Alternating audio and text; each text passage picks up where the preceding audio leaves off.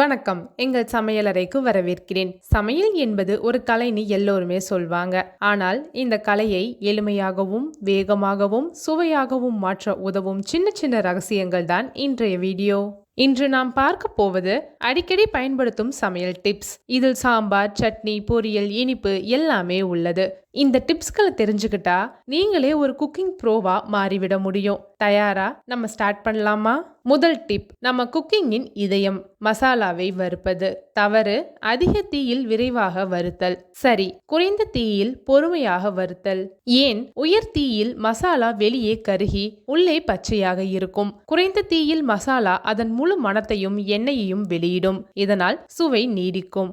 அடுத்தது காய்ந்த மிளகாய். இதை வறுக்கும் போது பானில் ஒரு தேக்கரண்டி எண்ணெய் சேர்த்து வறுத்தால் மிளகாய் கருகாமல் சீராக வறுத்து அழகான நிறத்தில் வரும். சாம்பார் சுவை கடுமையாக இருக்கிறதா? கவலை வேண்டாம். ஒரு சிட்டிகை வெல்லம் போடுங்கள். இந்த இனிப்பு, புளிப்பு, காரம், உப்பு என்ற இந்த மூன்று சுவைகளுக்கும் இடையே ஒரு பெர்ஃபெக்ட் பேலன்ஸை கொண்டு வர முடியும். சுவை ரவுண்டடாக இருக்கும். ரசத்துக்கு தக்காளி மற்றும் புளி காம்போதான் ரகசியம். தக்காளி பாடியையும் புளி தனித்துவமான புளிப்பையும் தரும். இந்த இரண்டும் சேர்ந்து ரசத்தின் மணத்தையும் சுவையையும் பல மடங்கு அதிகரிக்கும். பஜ்ஜி, பக்கோடா, பொரியல் எடுக்கும் போது குறுமுறுப்பாக இருக்க வேண்டுமா?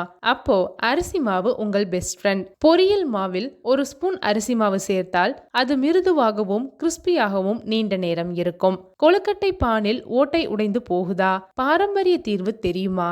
வாழை இலை. பானின் அடியில் வாழை இலை விரித்து மாவை ஊற்றுங்கள். இது இயற்கையான நான்ஸ்டிக் சர்ஃபேஸ் ஆக வேலை செய்யும். கொழுக்கட்டை உடையாமல் எளிதாக வெளியே வரும். தேங்காய் சட்னி செய்வது அடுத்த நாளே அது புளித்து விட்டதா?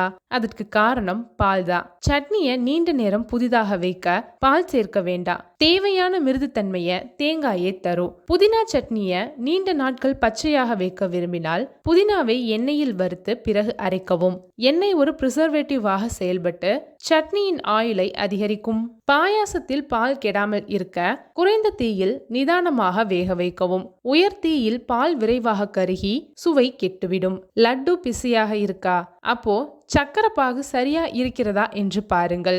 பாகு ஒரு நூல் ஸ்டேஜில் இருக்க வேண்டும். அதாவது கரண்டியை எடுத்து விரல்களுக்கு இடையே பாகை அழுத்தினால் ஒரு மெல்லிய நூல் போல் தொடர வேண்டும். இப்போதான் லட்டு பெர்ஃபெக்டாக கட்டும். சரி மக்களே, இதோ நம்முடைய அடிக்கடி பயன்படுத்தும் சூப்பர் டிப்ஸ்கள். மசாலா குறைந்த தீ, சாம்பார் ஒரு சிட்டிகை வெல்லம், பொரியல் அரிசி மாவு, கொழுக்கட்டை வாழை இலை, சட்னி பால் வேண்டாம், பாயாசம் குறைந்த தீ, லட்டு ஒரு நூல் பாகு.